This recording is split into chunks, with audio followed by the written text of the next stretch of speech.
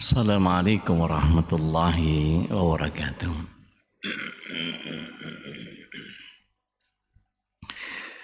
Innal hamdalillah nahmaduhu wa nasta'inuhu wa nastaghfiruh wa na'udzu billahi min syururi anfusina wa min sayyiati a'malina.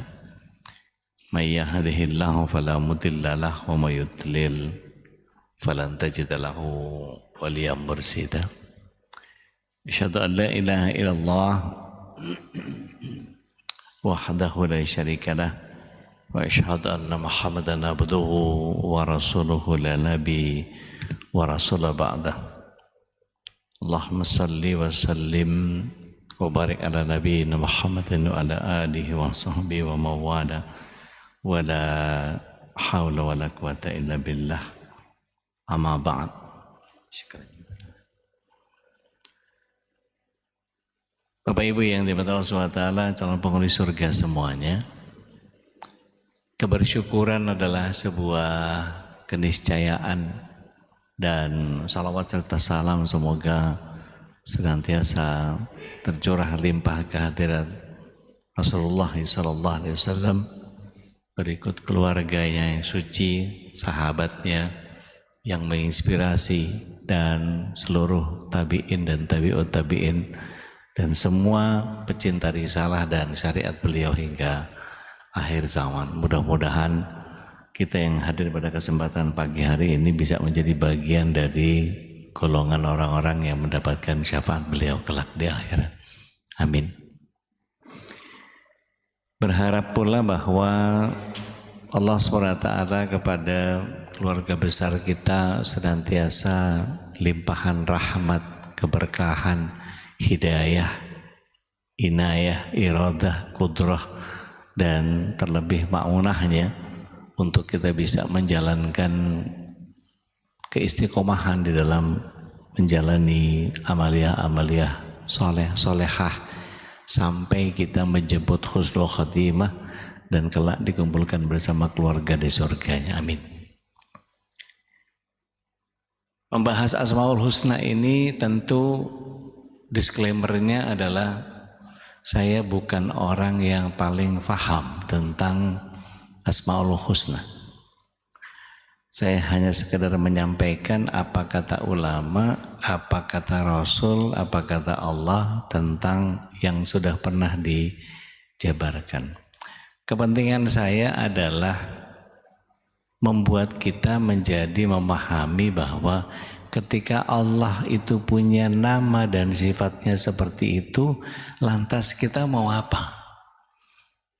Jadi implikasi daripada keyakinan kita kepada Allah yang memiliki sifat dan asma'nya itu betul-betul kita, baik yang kita pahami maupun yang kita tidak pahami, harus ada penghambaan yang sebenarnya terhadap apa yang Allah SWT miliki. Karena begini, asma Allah itu kan tidak hanya 99. Kan yang 99 kan cuma Asmaul Husna-nya. Sementara asma yang lain ada, dan bahkan ada asma yang tidak diceritakan kepada kita. Artinya kalau sebatas apa yang kita pahami dari Rasul SAW, Asmaul Husnanya Allah ada 99, hadisnya jelas, ayatnya jelas. Tapi nama-nama yang lain yang ada di ayat tidak ada di Asmaul Husna karena tidak menjadi bagian dari asmanya. Contoh, ketika Allah SWT kita baca sebagai innallaha syadidul iqab, Allah itu maha pedih hukumannya, ada di Asmaul Husna? Nggak ada. Tapi itu salah satu dari sifat Allah. Kadang Allah SWT menisbatkan dirinya sebagai wallahu sari'ul hisab, Allah yang maha cepat penghitungannya. Dan kalau kita secara teknis mau hitung-hitungan, waduh ya, kalau cepat itu pasti. Belum lagi Allah SWT mengutarakan bahwa innallaha syadidul adzab, Sesungguhnya Allah itu azabnya sangat perih. Dari situ saja kita sudah, kalau ditambahkan Asmaul Husna yang 99 sudah berapa? Sudah 111. Belum lagi asma'nya yang ghaib, atau diajarkan kepada seorang lelaki di bumi ini yang kita nggak tahu. Nah, itu bagian dari misteri yang kadang-kadang di doanya An-Nasa'i yang Rasulullah SAW berdoa, kalau Bapak Ibu tahu doa yang begini bunyinya, Allahumma inni abduk wa benu abdik wa benu amatik nasiyati biadik. Itu nanti bi asma'i huwa lak, yang engkau namai dirimu dengan namanya, au bi ghaibi, dengan kegaiban yang ada padamu. Nah, itu yang kemudian membuat saya menjadi kok makin kesini makin nggak paham ya. Makin ibaratnya gini, kalau kita menyelami lautan, kita mulai dari mana? Dari pinggir pantai dulu ya. Dari pinggir pantai dulu, terus kemudian baru ke pantai itu, baru kaki kita kena pasir-pasir pantai, ada patahan terumbu karang, ada pecahan sisik ikan, ada mungkin bintang laut, mungkin ada siput-siput laut, ada mungkin agak masuk ke air sedikit mulai ada bulu landak, kalau kita sebut landak laut atau apa, bulu babi. Belum masuk lagi nanti ada rumput laut, ada. Kalau masuk pakai snorkel itu nanti ketemu sama anemon-anemon, sama ikan badut yang kecil-kecil yang belang-belang itu, clownfish, apa Nemo kalau ada anak-anak kita.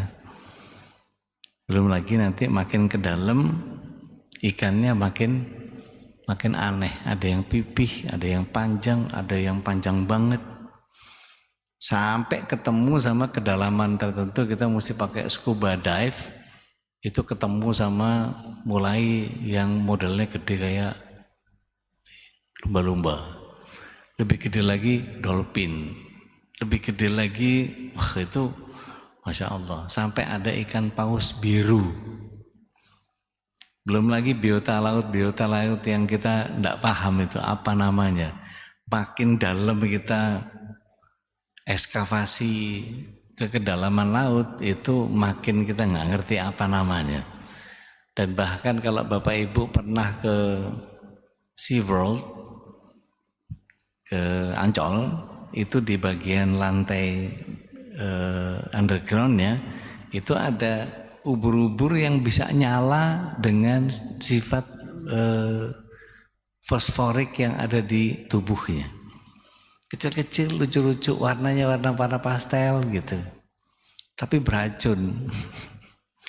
Dan itu makin ke dalam makin kita nggak paham. Itu bahkan ada biota laut yang kita nggak tahu apa namanya. Yang kemudian ada jenis oktopus yang begitu dicolek dia langsung berubah sesuai dengan kondisi di mana dia ada. Ada di karang, dia kamuflase jadi karang. Kalau kayak bunglon gitu kan bisa menyesuaikan diri. Ada di atas daun yang oranye berubah jadi oranye dan seterusnya. Dan itu Masya Allah.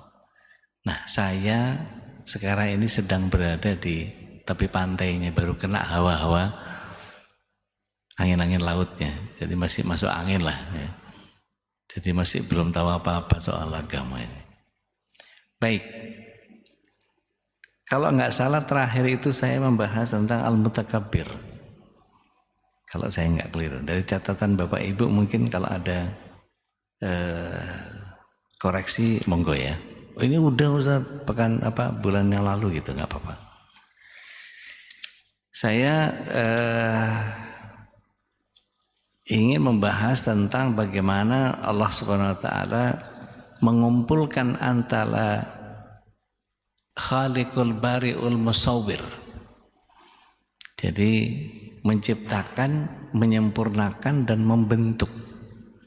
Jadi kalau diperhatiin satu-satu agak panjang ini. Tapi setidaknya gini, ada bagian yang kita mesti bagaimana kalau Allah itu begitu. Kalau Allah maha menciptakan terus kita mesti bikin apa? Ini yang kemudian menumbuhkan setidaknya kita harus punya rasa ingin tahu. Karena Allah menciptakan itu, kalau kita nggak menciptakan, kita menjadikan. Kalau Bapak Ibu tahu bahwa apa yang kita hadapi sekarang itu semua pembuatan yang tadinya bukan itu jadi ini. Contoh bunga, saya nggak tahu bunga ini dibelinya kapan, nggak layu-layu sampai sekarang, plastik. Kalau tiap hari DKM beli bunga hanya untuk nyegerin ustadz aja gitu, rasanya boros banget ya. Beli bunga sedap malam aja kalau seminggu sekali tiap malam Jumat beli bunga sedap malam satu rumpun aja udah 120.000 kalau nggak saya ingat. Itu kalau ada yang senang pewangiannya bunga sedap malam itu seikat itu 120 taruh di maghrib gitu, wah itu wanginya nyebar kemana-mana. Kalau kita lihat kristal, bukan kristal ini sih, kaca biasa ini. Berarti pasir kuarsa yang dilebur gitu. Terus nanti kalau pecah masih bisa dilebur lagi, dijadiin kuarsa lagi bentuk yang lain. Tinggal dipanasin. Ada yang modelnya plastik, ada yang katanya kulit, nggak tanya sintetik gitu. Yang kalau kira-kira kalau kulit beneran kira-kira dari sapi atau dari kambing. Nah, kalau ini sintetik berarti plastik, gitu. Berarti umurnya nggak lebih panjang dari yang asli, gitu. Terus nanti diakal-akalin, disemir pakai apalah, dirawat pakai apalah. Kadang-kadang ada yang punya jaket kulit itu dirawat pakai hand body lotion. Jadi dilepekin pakai hand body lotion gitu. Karena kulitnya kulit asli dan itu langsung keluar lagi kelembutan si kulit itu. Tas kadang-kadang ada yang gitu, tapi ada yang begitu, ada yang enggak, ya udah bocel-bocel, cuil-cuil di sana karena kesenggol sana taruh sini, apalagi orangnya kusur suka ngawur naroknya, nah udah makin enggak ngerawat. Nah dari Al-Khaliq itu saja kita sudah bisa memikirkan bahwa harus ada keingintahuan dari kita untuk menjadikan sesuatu. Kalau Bapak Ibu lihat pembatas hijab yang ada di belakang, pemisah antara laki-laki dan perempuan, itu kan kayu. Itu bisa jadi limbah nggak? Bisa jadi limbah tadinya. Tapi karena daya kreasinya si tukang kayu, maka list yang tebelnya buat atas dan bawahnya, nanti disambung-sambung sama beliau, dibor sini, patahin sini, digergaji sana, potong sini, poles sini, ditumpuk dengan model begitu, maka jadilah device yang jadi divider. Gitu. Begitu juga dengan pintu, begitu juga dengan lemari, begitu juga dengan rak. Meja ini gabungan antara kayu sama besi, kakinya besi. Gitu. Nah, besi sendiri kalau kita lihat asalnya itu tidak datang dari bumi, Allah yang hadirkan dari luar planet. Nah kalau sudah begitu kita mikir jadi wow, kuasanya Allah ini Masya Allah. Mungkin bapak-bapak ibu DKM mungkin apal ini yang masang keramik ini siapa gitu. Kalau bapak ibu tahu keramik ini ternyata bukan marmer yang dipotong dari batu alam yang besar-besar begitu, ternyata cetakan, ternyata printing, di printing ternyata yang hasil printannya itu kayak marmer bener. Tapi begitu diamati deket, mungkin ada yang senang pakai suryakanta, kaca magnifying glass itu, tempelin gitu, pakai lensa cembung, oh iya ada klaster titik-titiknya supaya yang ini coklat, yang ini putih, yang ini apa segala macam. Kalau kita membuat sesuatu yang bisa kita aplikasikan dalam kehidupan kita, tinggal kita nyari manfaatnya. Karena begini, dalam dunia kreasi, entah itu kawan-kawan di DKV misalnya ya, desain kreatif visual, bikin bentuk gelas yang begini itu peruntukannya kan macam-macam. Bapak Ibu tahu ngebedain gimana caranya ngebedain mangkok bubur, cangkir, sama goblet, sama gelas, sama ini kalau orang F&B biasanya tahu dia. Kalau gelasnya lurus, gelas jus atau gelas air putih, namanya highball. Kalau ini goblet, ada kakinya begini. Megangnya nggak boleh gini, mesti diambilnya begini. Gitu. Nah, terus kalau yang cangkir biasanya kalau nggak buat teh, buat kopi. Maka nggak mungkin bikin jus di gelas yang begitu. Akhirnya ketika orang berusaha pegang pakem itu, jadi aneh kalau kemudian tiba-tiba ada yang nyeleneh dari situ, bikin jus tapi taruhnya di cangkir kopi, dikasih es lagi, kasih es itu ya goblet atau pakai highball, gitu.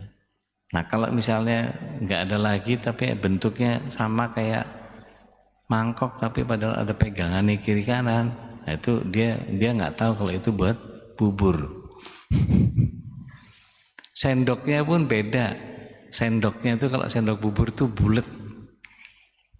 Tapi kalau kita sekarang karena sering makan bubur ayam Tambun, jadi sendok kodok pun enggak masalah gitu.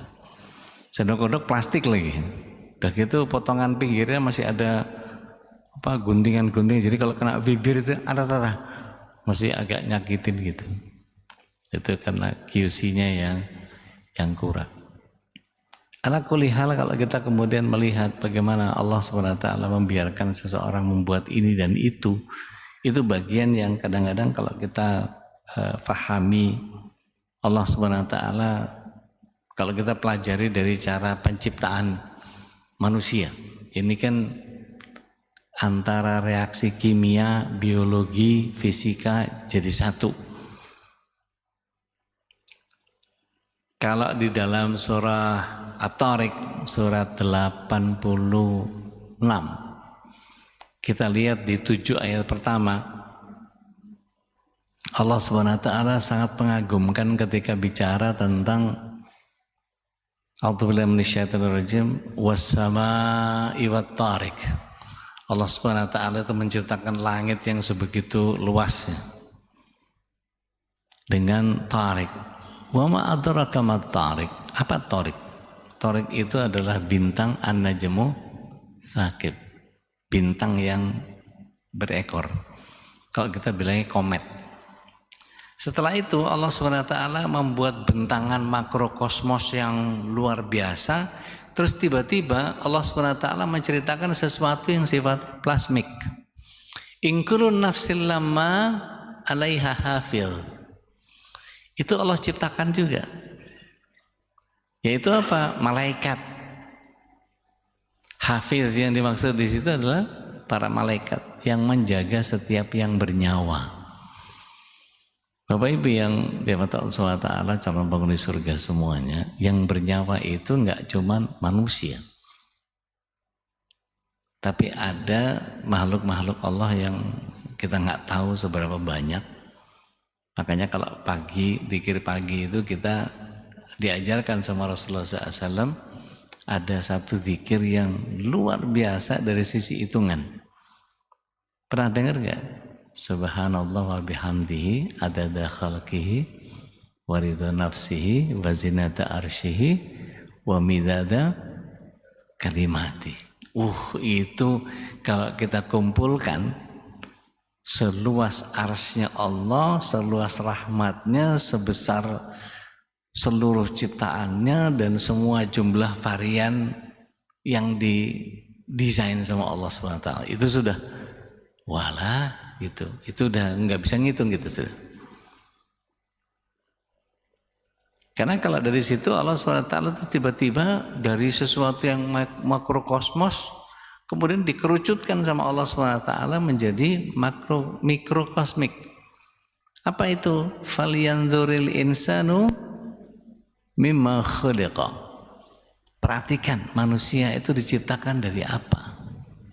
Kemudian Allah SWT mendetil dalam ayat-ayat ini dijelaskan ya. Khuliqa mimma'in dafiq, dari sperma, dari air lendir yang menjijikkan. Yang dari mana keluarnya diperjelas di ayat yang ketujuhnya surah 86 itu.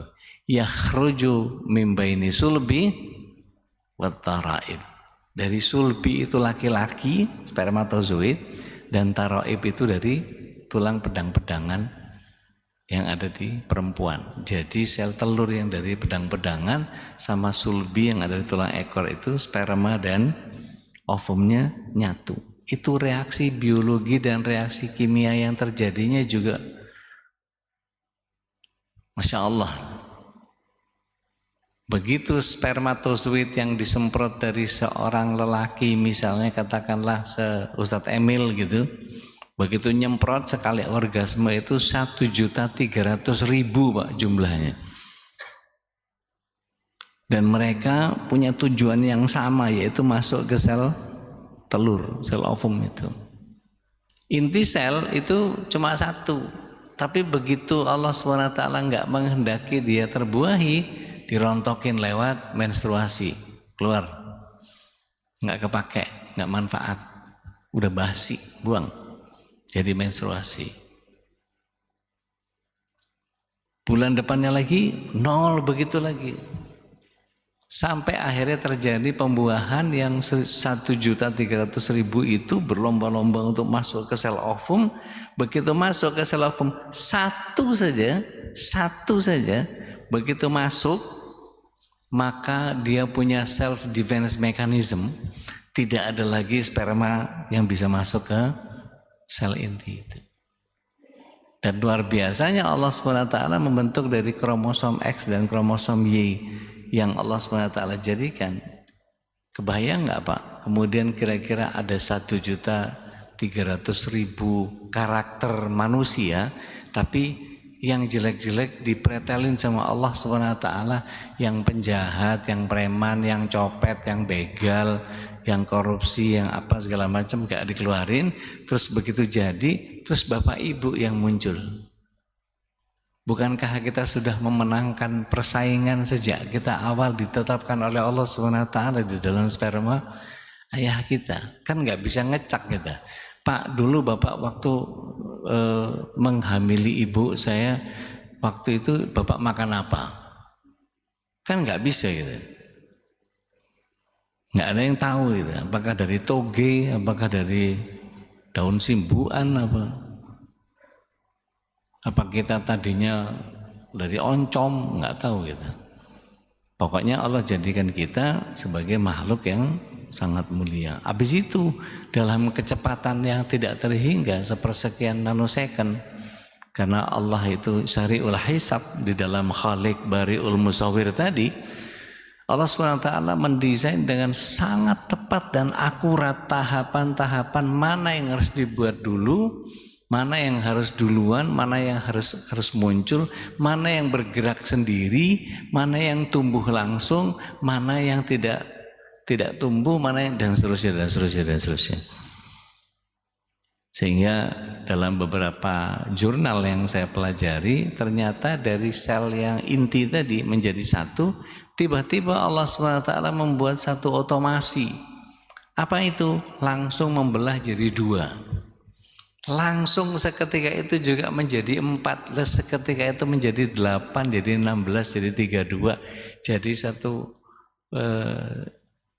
32, 26, 4 terus tuh. Terus sampai akhirnya 40 hari ditiupkan ruh. Coba tanya sama dokter obsgin, obstetrik ginekologi, pada usia berapa bayi itu detak jantungnya mulai bisa ditengarai. Biasanya sekitar hari ke-40-an. Nah itu nanti kita berantem soal Arba'in Nawawi. Yang keempat hadisnya nanti kita pelajari. Ada yang berpendapat bahwa bayi itu ruhnya ditiupkan 120 hari, tapi ada yang menganggap bahwa yang 40 hari itu sudah ada dari nutfah alaqah ke mudghah. Dan itu kalau kita pikirkan, ya salam, menjelimet Pak. Bapak Ibu kebayang nggak susunan saraf tubuh kita itu kalau diurai satu-satu, misalnya nih, diambil dari ujung kepala yang nyambung sampai ke kaki, itu ditaruh, terus kemudian itu yang kiri ya, yang kanan diambil lagi susunan saraf yang dari kepala sampai kaki sebelah kiri, sambung lagi. Nanti yang dari kepala ke tangan sambung lagi. Nanti yang dari perut ke sambung lagi, sambung lagi, sambung lagi, sambung lagi. Saraf kita itu bisa 2 kali mengelilingi bumi kalau dikumpulkan. Panjangnya. Bapak Ibu makan, yang dicari enaknya atau sehatnya? Kalau bisa enak yang sehat, Ustaz. Kira-kira sandung lambur itu sehat apa enak? Gulai gazebo itu enak atau sehat? Ada fansnya. Kikil itu sehat atau enak? Enak doang Pak itu Pak.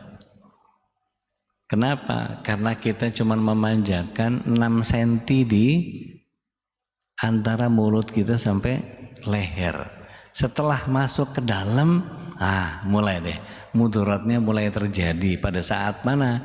Pada saat usus 12 jari, lambung, usus 12 terus itu, usus halus sampai usus besar. Itu kalau dikeluarkan usus itu dari mulai ujung leher yang 6 cm di leher kita itu dipotong terus kemudian diambil, tarik, itu 6 kali tingginya kita. Itu kita cuma menuhin yang 6 cm ini aja.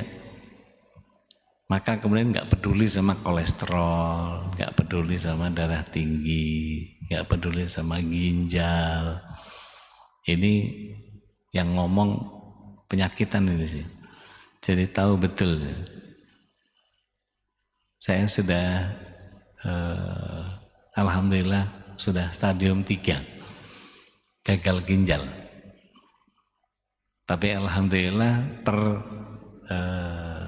2 pekan lalu ngikutin diet cairan, jadi ureum kreatin ini membaik dan kondisi saya makin bagus meskipun kondisi detoksnya menghabisi sekitar 10 kilo.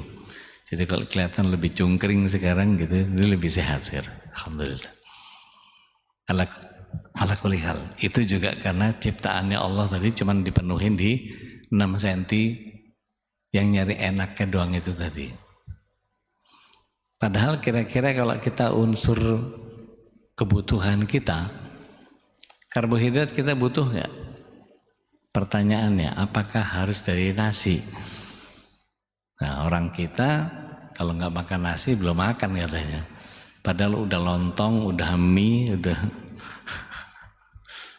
makan? Belum, baru lontong 2. Lontong 2 belum makan. Udah makan? Belum, baru gorengan aja 4. Gorengan 4. Padahal itu tepung-tepung semua itu.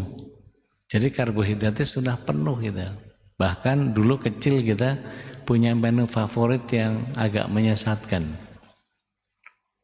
Makan mie instan pakai nasi sama kerupuk. Wah, udah gitu kalau nggak pakai telur, udah proteinnya nggak ada, sayurnya nggak ada, udah lempengin aja karbohidrat sama karbohidrat.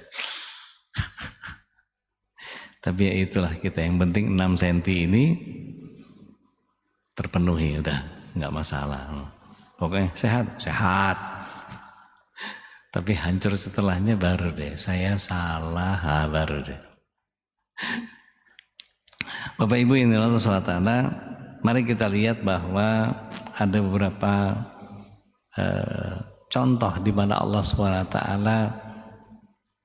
menyebut dirinya sendiri dengan predikat khalaqa, atau kadang Allah SWT menyebut dirinya sebagai ja'ala. Jadi kadang Allah itu mencipta dari ketiadaan, tapi kadang Allah menjadikan dari yang sudah ada. Nah, kalau kita lebih kepada menjadikan yang sudah ada. Semangka kalau dimakan begitu aja seger nggak? Seger. Tapi kira-kira kalau di blender bareng sama mentimun sama lemon, kira-kira bagus nggak buat ginjal kita? Bagus banget. Tapi berapa banyak apotek yang membiarkan kita bikin resep-resep begitu? Nggak ada pasti. Mereka maunya jualan obat. Obat adalah cuan. Wah, udah. Kalau sudah begitu nanti farmakologi bikin macam-macam. Bapak Ibu tahu industri makanan itu ternyata membuat propaganda sesat terhadap kebutuhan kita, yaitu sarapan. Ada di antara kita yang sudah terbiasa sarapan, tapi ada sebagian yang nggak terbiasa sarapan. Yang bener yang nggak sarapan. Karena tubuh kita di pagi hari sampai jam 10 siang itu sedang melakukan yang namanya sekresi, penggelontoran detox itu.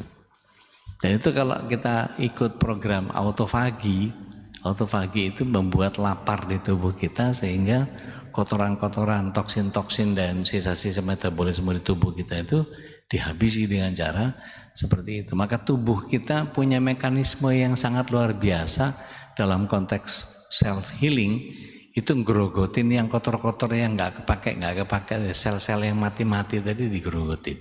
Jadi makanan utama, karena makanan yang kita makan nggak ada. Tapi kalau kita kan pagi itu apa yang paling top? Bubur ayam, lontong sayur, apalagi? Waduh, itu mantap. Soto mie, soto Betawi, pakai santannya yang lekoh gitu, wah itu. Jadi kita sarapan ini pagi kita makan apa? Belum lagi macam-macam ya. Bahkan kalau Ramadan itu saya disesatkan sama jamaah. Ustaz, kalau kurma itu sunnah Ustaz. Yang wajib gorengan katanya. Wah, ini penyesatan ini kalau sudah begitu. Balik lagi, 6 cm yang kita manjakan ini kadang-kadang menghancurkan sistem seluruh tubuh kita yang sebetulnya kita nggak terlalu butuh. Baik, Bapak Ibu yang dirahmati Allah SWT, di dalam surat 30 ayat yang ke-21, Allah SWT mengkombinasikan antara kata khalaqa dengan ja'ala. A'udzubillahi minasyaitonir rajim. Wa min ayatihi an khalaqalakum min anfusikum azwaja litaskunu ilaiha. Kemudian di frase yang berikutnya Allah SWT menyatakan wa ja'ala bainakum, dan Allah jadikan di antara kalian, yang satu khalaqa dari enggak ada ketemu jodohnya, si A sama si B, ibu sama bapak ketemu itu karena Allah sudah desain di lauh mahfuz.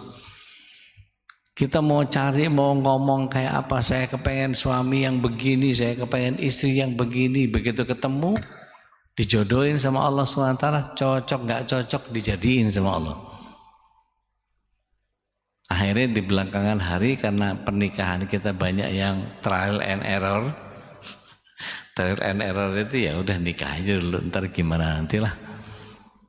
Akhirnya yang terjadi mulai penyesuaian diri itu mulai panjang ceritanya.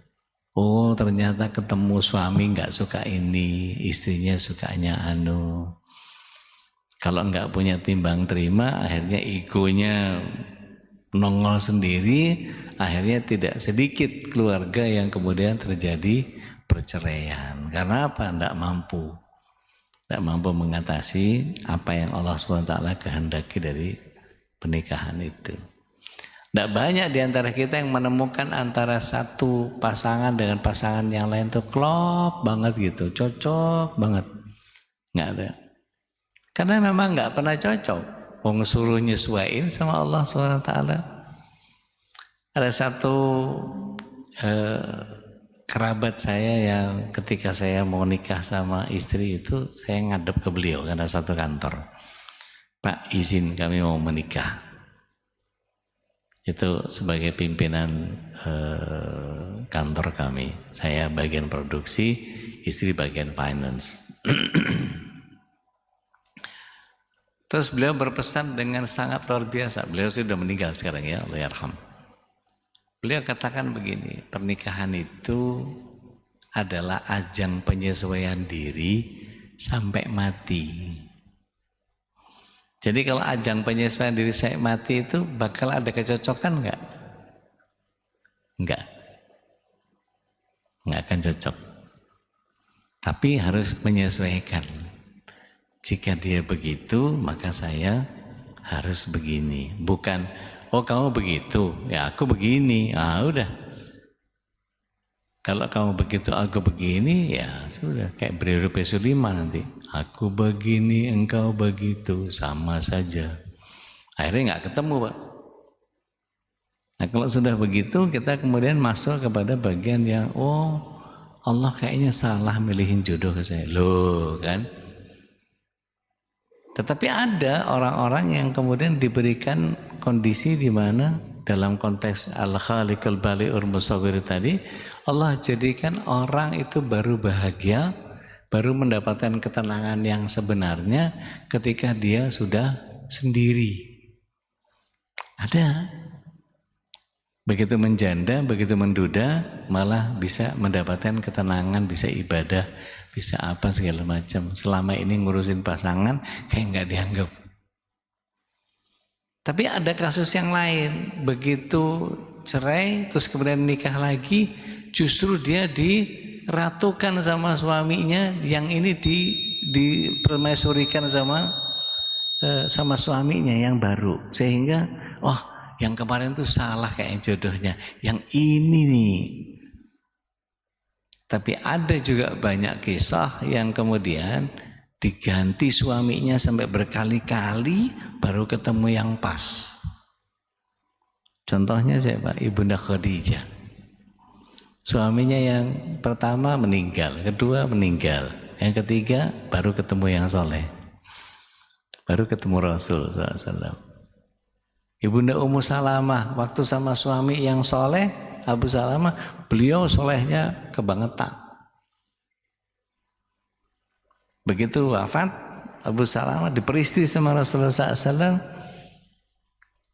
kemarahannya menjadi mereda dan seterusnya dan seterusnya. Dan banyak sekali kisah-kisah yang menginspirasi kita bahwa nggak akan sama pasangan ke pasangan yang lain itu. Wong Rasulullah SAW aja sering cekcok kok sama keluarganya. Keluarganya siapa yang Rasulullah SAW nggak pernah nggak berantem, nggak ada. Sama Ibunda Aisyah itu paling sering ngeyel dia. Tapi justru hadisnya paling banyak dari beliau.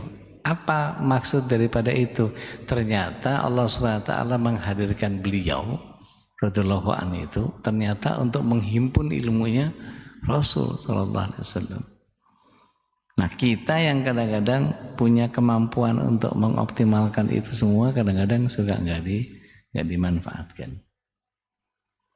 Nah, kalau kemudian kita perhatikan ya, kata khalaqa itu menumbuhkan kreativitas kita.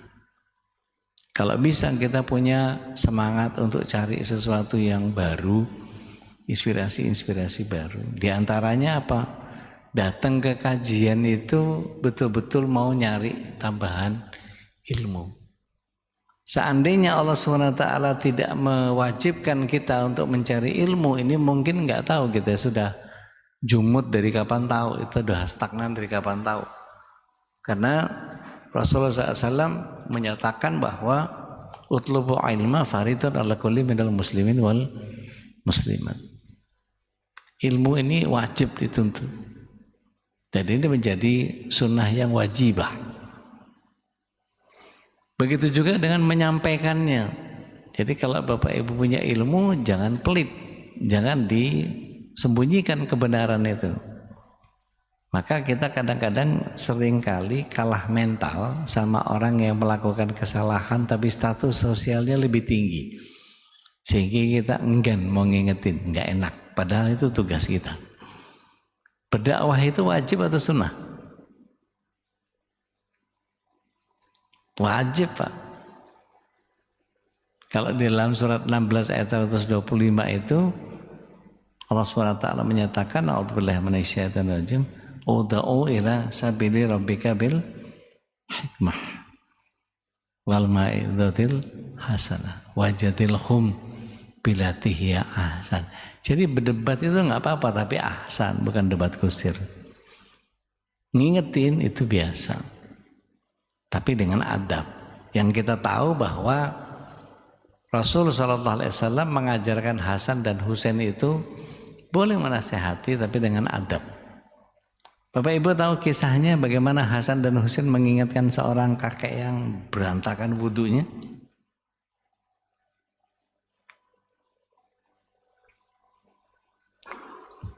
Mentang-mentang cucunya Rasul SAW terus mengatakan, Pak salah itu wudunya nggak gitu. Disamperin, Hasan sama Husain bilang apa?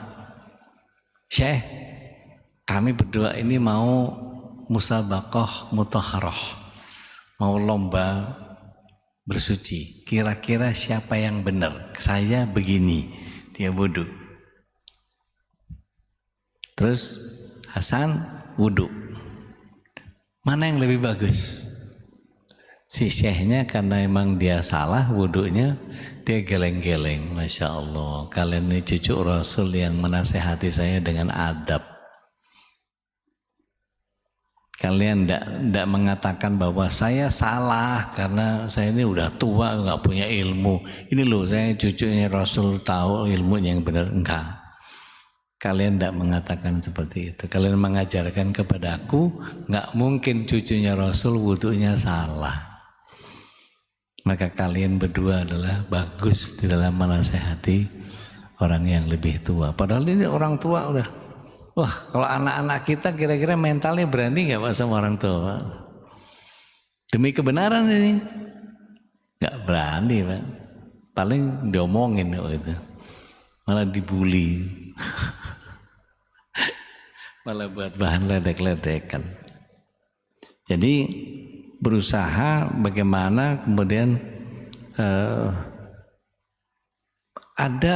ada kalanya seseorang itu ingin bertemu dengan Allah tanpa hijab kan ya, kepengennya langsung gitu, semuanya kepengennya sadek saknyet itu apa yang diminta langsung kabul. Padahal kata Umar bin Khattab radhiyallahu anhu, jangan terlalu gembira terhadap apa yang Allah segerakan pada permintaanmu. Jadi kalau Allah SWT menyegerakan doa kita itu kadang-kadang Allah tidak sedang memberikan apa yang kita mau. Tapi ternyata Allah sedang memberikan istidraj. Istidraj itu sendiri disebut sebagai penghinaan yang datang bentuknya kemuliaan. Jadi apa? Diulur, diujo. Kalau main catur, siapa di sini bisa main catur siapa? Yang bisa main catur? Oke, sama Pak Teguh deh misalnya. Saya bawa papan catur dari Gading. Gading Pak, Gading Gajah. Kira-kira mahal atau murah? Mahal. Begitu saya pasang, Pak Teguh mau difur apa?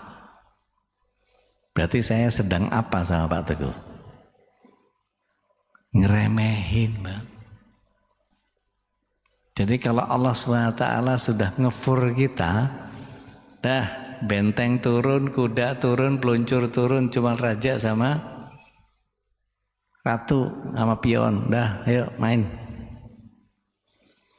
Kira-kira apa yang sedang dilakukan? Allah Subhanahu wa taala enggak sedang ngefur kita dalam konteks ya udah ya monggo, enggak. Oh, maunya dikasih nyaman. Nyaman. Karena ada orang yang menganggap kemuliaan di dunia ini adalah yang sesuai dengan apa yang dia inginkan. Izin, saya mungkin agak terlalu ngelebar kemana-mana dari 3 topik bahasan kita. Tapi setidaknya dari kisah ini kita bisa belajar bahwa kadang-kadang apa yang kita fahami seperti itu ternyata tidak seperti itu. Maksudnya gimana? Ini ada seorang Kisra di Persia. Kisra itu raja. Kalau di Kufah, di Irak itu Kisra Persia. Namanya biasanya ada syahnya. Ya. Terus kalau di Romawi namanya Kaisar. Kalau di kerajaan Islam namanya Sultan atau Malik. Gitu. Kalau di Jawa namanya Raja atau Sultan. Oke. Kisra Persia ini ada di beberapa wilayah. Satu kali ada yang Kisra yang zalimnya minta ampun. Zalimnya minta ampun, dibenci sama masyarakatnya. Kemudian dia diberi sakit oleh Allah SWT. Ketika diberi sakit, dia panggil semua tabib yang nggak bisa nyembuhin, penggal kepalanya. Panggil tabib satu, penggal. Panggil satu, tombal. Terus begitu. Pokoknya nggak sembuh, penggal. Nggak sembuh, penggal. Nggak sembuh, penggal. Sampai habislah seluruh tabib di situ. Ada tinggal seorang alim mukmin yang konon katanya punya ilmu ketabiban, yang pengobatan. Begitu dipanggil, disaranin, ini bisa sembuh penyakit ini dengan ikan, saya lupa namanya ikan apa. Dia sebutin ikannya. Begitu disebut ikan itu ikan musiman, yang mestinya musim itu nggak ada. Para hulu balang disuruh cari. Ternyata melimpah ikan itu. Dipanggil alim mukmin ini, diolah ikannya, kemudian jadikan obat, dimakan sama Kisra Persianya ini yang zalim tadi. Alhamdulillah biiznillah sembuh. Musim berganti, ikan itu sudah nggak ada mestinya. Tiba-tiba ada satu Kisra di wilayah yang lain punya sakit yang sama. Karena pernah belajar dari Kisra yang zalim itu sembuh, maka kemudian dicarilah ikan itu untuk kesembuhan si Kisra ini. Yang waktu itu musimnya harusnya banyak. Ini dicari seantero negeri, sekufah itu nggak ada satupun. La ahad wala wahid. Sisa-sisa kayak apa, tulang-tulangnya kayak apa, nggak ada. Nggak ada sama sekali. Walhasil nggak berhasil diselamatkan, mati. Kisra yang alim ini. Padahal Kisra itu dicintai sama masyarakatnya. Maka wafat. Malaikat komplain kepada Allah, ya Allah, Kisra yang zalim engkau sehatkan, sementara Kisra yang alim engkau wafatkan. Apa maksudnya ini? Kata para malaikat. Maka Allah SWT menjawab, dulu Kisra yang zalim itu pernah melakukan satu kebaikan dan aku sudah tunaikan dengan kesembuhannya. Jadi nanti dia berhadapan sama aku dengan semua keburukan yang dia punya. Sementara Kisra yang alim, yang dicintai sama masyarakatnya, dia pernah melakukan satu kesalahan. Dan aku sudah tunaikan dengan wafatnya. Sehingga dia nanti menghadapku dengan semua kebaikan yang dia punya. Berarti yang diselamatkan sama Allah, yang disembuhkan atau yang diwafatkan? Loh kan buat kita kebalik Pak. Sembuh itu adalah sehat. Mati itu nggak sembuh kan gitu kan. Kalau kita perhatikan surat yang kedua ayat 216, Allah Al-Khaliqul Bari'ul Musawwir itu mendesain segala sesuatunya menjadi sangat luar biasa. Di surat 2 ayat 216 Allah SWT menyatakan di bagian pertama itu menyatakan a'udzubillahi minasyaitonir rajim, kutiba alaikumul qital. Wajib bagi kalian berperang. Wa huwa kurhul lakum. Boleh jadi kalian enggak suka sama perang itu. Di mana-mana dulu kan banyak damai itu indah gitu, spanduk-spanduk gitu kan. Damai itu indah, damai itu indah, damai itu indah. Sampai ketemu sama polisi aja, damai itu damai itu indah. Di ayat itu Allah SWT menyatakan wa asa an takrahu syai'a wa huwa khairul lakum. Boleh jadi kamu enggak suka sama sesuatu, padahal itu baik buat kamu. Wa asa an tuhibbu syai'a wa huwa syarrul lakum. Boleh jadi kamu suka sama sesuatu, padahal itu buruk buat kamu. Di bagian akhir Allah SWT menyatakan wallahu ya'lamu wa antum la ta'lamun. Allah lebih tahu dari apa yang kita enggak ketahui. Dan kadang-kadang kita kalau ditanya ibu bapak, mohon izin, mana yang lebih tinggi kedudukannya? Doa yang kita mintakan kepada Allah terkabul atau doa yang kita mintakan enggak terkabul? Yang lebih mulia yang mana?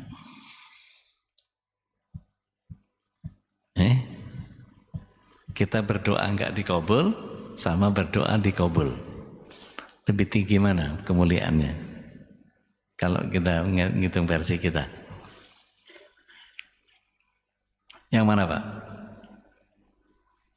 Yang terkabul atau yang enggak terkabul? Yang lebih mulia? Kok anteng semua nih? Genset udah nyala. Yang terkabul atau yang enggak terkabul? Yang terkabul? Teton. Yang enggak terkabul, Bang. Kenapa? Yang terkabul itu keinginan kita, yang tidak dikabul keinginan Allah. Mana yang lebih baik, kehendaknya Allah atau keinginan kita? Lebih mulia mana? Cuman enggak senang kita nerimanya, enggak sesuai sama apa yang saya kepengen. Jadi kadang-kadang begitu kalau berurusan sama urusan Allah itu. Allahu a'lam bishawab. Mungkin tidak meresume dari semua apa yang kita pahami dari 3 nama ini. Nanti insya Allah di pertemuan yang akan datang bab Bari'ul Musawwirnya nanti saya terusin insya Allah. Tolong ingatkan saya kalau saya lupa. Saatnya berbagi rahmat. Kalau ada yang mau dibahas, mau ditanya, mau ditambah, mau disanggah, monggo silakan. Saya serahkan ke jamaah. Kalau ada, silakan Bapak Ibu. Ada? Pules semua ini. Antara dua ini, enggak nanya sama enggak mau nanya itu antara dua. Sudah paham banget atau enggak paham banget? Tayyib. Ala kulli hal insyaallah pahalanya sama Pak. Paham enggak paham insyaallah kita sedang menuntut ilmu, sayapnya malaikat rahmat itu menutupi kita dengan keberkahan yang datang dari Allah itu sampai petala langit yang pertama insyaallah. Kalau enggak ada yang kita mau perdalam, kita sudahi sampai sini. Ada? Ada, silakan Pak.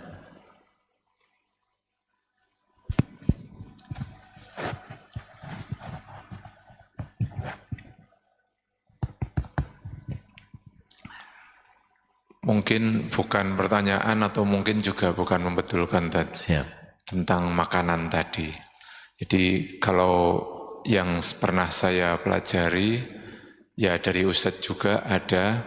Jadi tidak ada sesuatu yang tidak bermanfaat. Jadi artinya makan apapun itu, entah itu gajih, entah itu santan, entah itu kulit, itu semuanya sehat. Yang tidak sehat adalah tubuh kita. Ya. Jadi makanan itu adalah rizki, adalah kemuliaan. Karena orang sampai berjubel-jubel untuk ngantri makanan. Ya, jadi makanan adalah sebuah kemuliaan. Karena tidak semua orang bisa makan itu. Ya. Jadi artinya makan itu sebenarnya balik lagi adalah yang tidak sehat adalah tubuh kita. Tubuh kita, tubuh yang tidak siap menerima kemuliaan. Taib. Itu perlu diperdalam. Ya, karena perintahnya juga sudah jelas. Fal yang duril insanu ila to'amih. Jadi seharusnya memperhatikan apa yang dimakan. Masya Allah. Mungkin itu tadi. Baik, syukran, jazakumullahu khair. Betul, apa yang beliau sampaikan betul, sepakat saya. Jadi orang yang banyak rebahan, yang banyak pakai kendaraan, itu hati-hati. Kalau yang sering jalan kaki, masih aman. Kalau yang sering olahraga, masih aman. Jadi makannya apa saja itu insya Allah jadi rezeki buat dia karena semuanya kepake.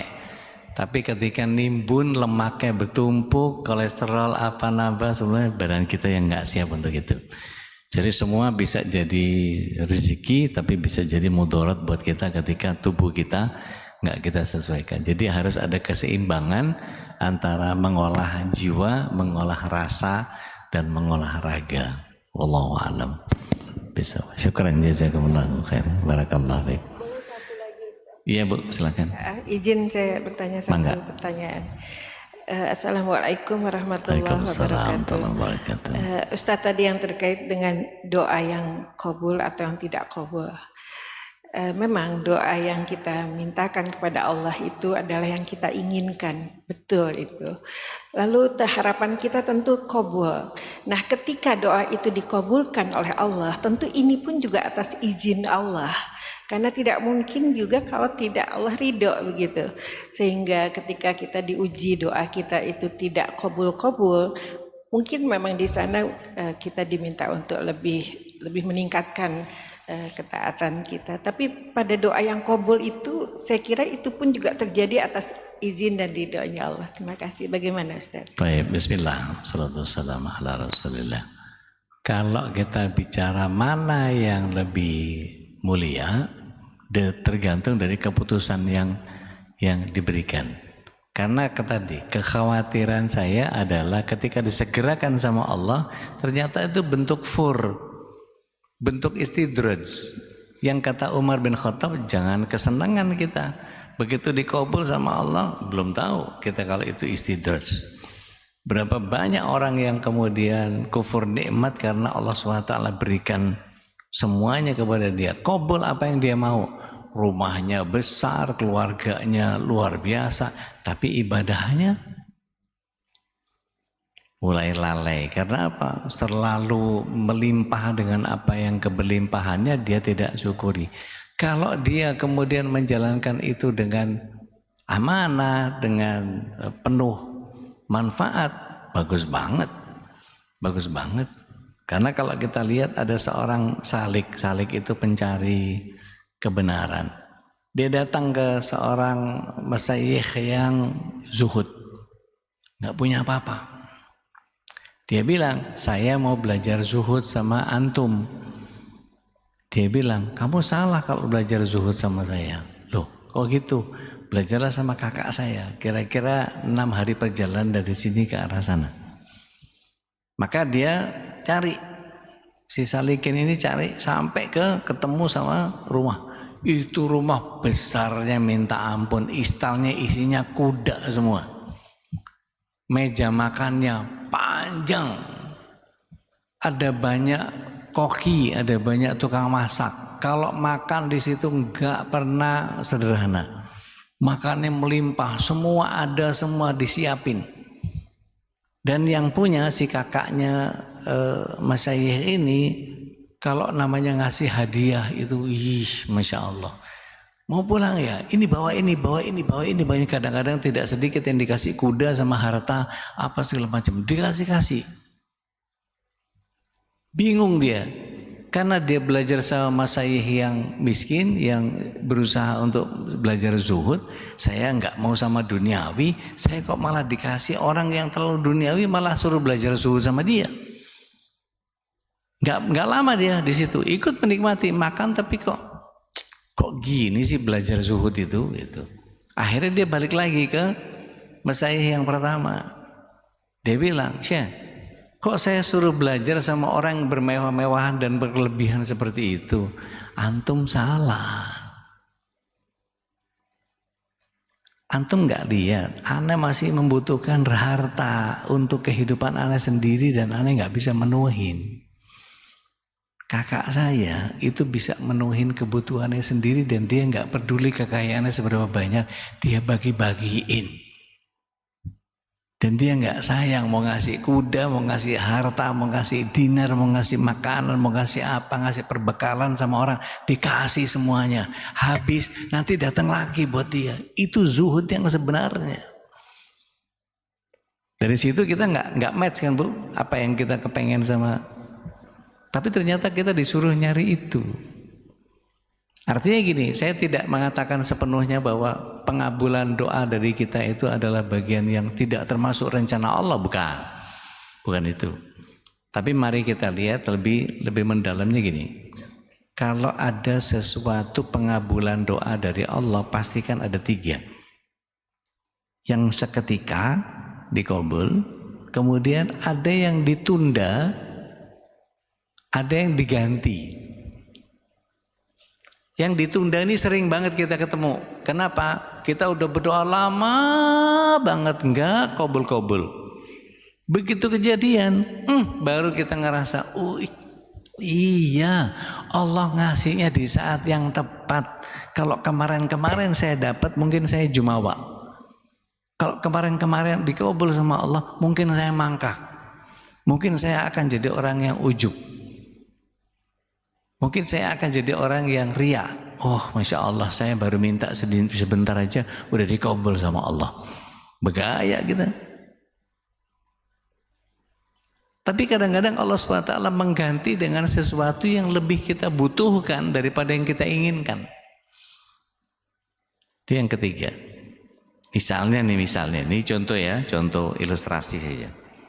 Kita minta sama Allah, ya Allah, kalau ada duit 10 juta nih bisa ganti pagar sama wallpaper nih. Misalnya, katakanlah begitu. Pagi-pagi kita dinyelipin tuh sedekah subuh, seret. Entah 100 ribu, entah 50 ribu, entah QRIS berapa ratus ribu atau berapa juta QRIS. Habis itu udah. Allah SWT ternyata melihat apa yang kita lakukan itu. Maka Allah SWT mencintai kita karena kita mengikuti sunnah Rasulullah SAW sedekah subuh. Maka apa kata Allah SWT kepada malaikat Jibril? Jibril, aku mencintai fulanah. Maka Jibril alaihissalam mengatakan kepada seluruh penduduk langit, Allah mencintai fulanah.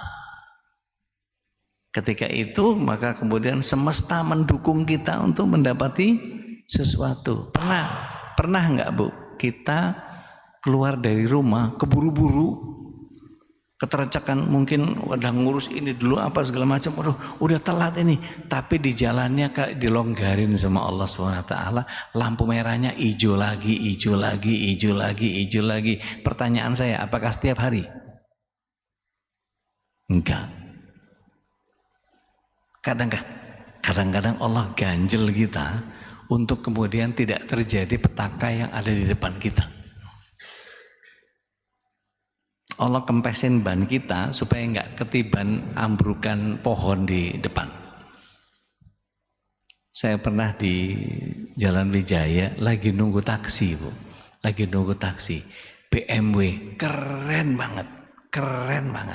Set berhenti karena kemacetan, tiba-tiba satu tiang reklame, mungkin nggak tahu aus atau memang udah karatan atau apa segala macam, kret bruk jatuh di depannya si BMW itu dan pecah. Kira-kira ganti rugi berapa tuh? Setidaknya waktu dia untuk menempuh jalan pulang atau jalan menuju apa yang dia tuju ada gangguan apa. Kalau dia keputusan penting yang dia punya, karena BMW mobilnya pasti orang penting, kira-kira berapa kerugian yang dia terima itu? Kira-kira mau ngeklaim siapa wong yang punya reklame itu? kadang-kadang bayarnya juga mahalnya nggak karuan, ratusan juta itu sekali masang. Terus mau telepon ke siapa, itu saya langsung wow, orang ini salah apa ya gitu sampai digituin sama Allah itu kenapa ya? Artinya gini, kalau kemudian ibu tadi yang sedekah tadi subuh tadi kemudian Allah SWT berikan kecintaan kepada dia, kira-kira kalau hari itu seharusnya dia celaka bakal diselamatin nggak sama Allah? Diselamatin sama Allah.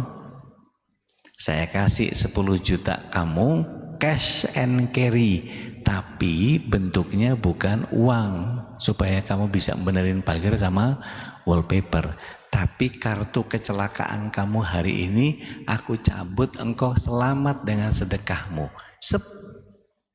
Nggak jadi celaka kita. Kira-kira yang panik siapa? Malaikat. Woi, berubah skenario-nya. Wah, kehebohan malaikat yang ngerubah ini itu apa segala macam nggak kelihatan sama kita. Yang kelihatan sama kita apa? Semua lancar-lancar aja. Emang agak macet sih, namanya juga Bekasi, di mana juga. Kan banyak orang surga banyak orang Bekasi yang masuk surga karena sabarnya.